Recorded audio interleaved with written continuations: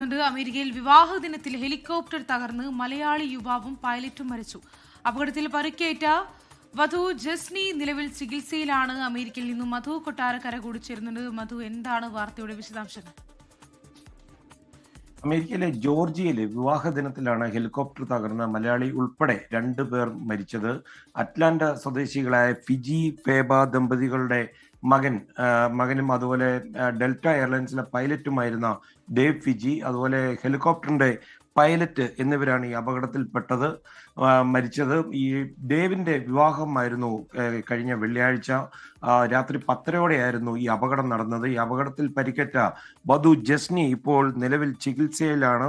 ഇതിന്റെ കൂടുതൽ വിവരങ്ങൾ ഇപ്പോൾ ലഭ്യമല്ല. പക്ഷേ ഈ വിവാഹ ചടങ്ങുകൾക്ക് ശേഷം ഈ വധൂവരന്മാർ സഞ്ചരിച്ച റോബിൻസൺ R66 എന്ന ഹെലികോപ്റ്റർ ജോർജിയയിലെ ഡോസൺ കൗണ്ടിയിലാണ് തകർന്നു വീണത്. മോശം കാലാവസ്ഥയാണ് അപകടത്തിന് കാരണമായതെന്നാണ് പ്രാഥമിക നിഗമനം.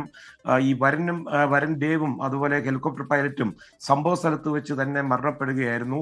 പരിക്കേറ്റ വധു ജസ്നിയെ ആശുപത്രിയിലേക്ക് മാറ്റുകയുണ്ടായി.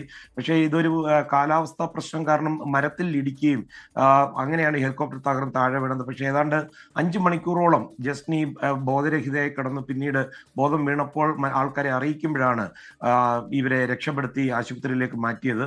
മൂവാറ്റുപുഴയിൽ നിന്ന് വർഷങ്ങൾക്ക് മുമ്പ് അമേരിക്കയിലേക്ക് കുടിയേറിയ കടുവാക്കുഴിയിൽ ഫിജി ജോർജ് അതുപോലെ ഫേബ ഫിജി ദമ്പതികളുടെ മകനായിരുന്നു ഈ മരിച്ച ദേവ്. അതുപോലെ തലവടി ചുടുക്കാട്ടിൽ ജസ്വിൻ വില്ലയിൽ സാം ഉമ്മൻ ഷീല സാം ദമ്പതികളുടെ മകളാണ് പരിക്കേറ്റ ജസ്നി സാം. 2 കുടുംബങ്ങളും വർഷങ്ങളായി US-ലായിരുന്നു താമസം.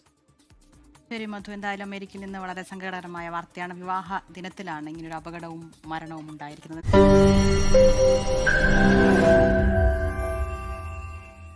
ലോകത്തെവിടെയായാലും ഏത് സമയത്തും 24 വാർത്തകളും ഓഗ്മെന്റഡ് റിയാലിറ്റി പാക്കേജുകളും എക്സ്പ്ലെയിനറുകളും വിശദമായി കാണാൻ ഞങ്ങളുടെ YouTube ചാനൽ നിങ്ങൾക്ക് സബ്സ്ക്രൈബ് ചെയ്യാം.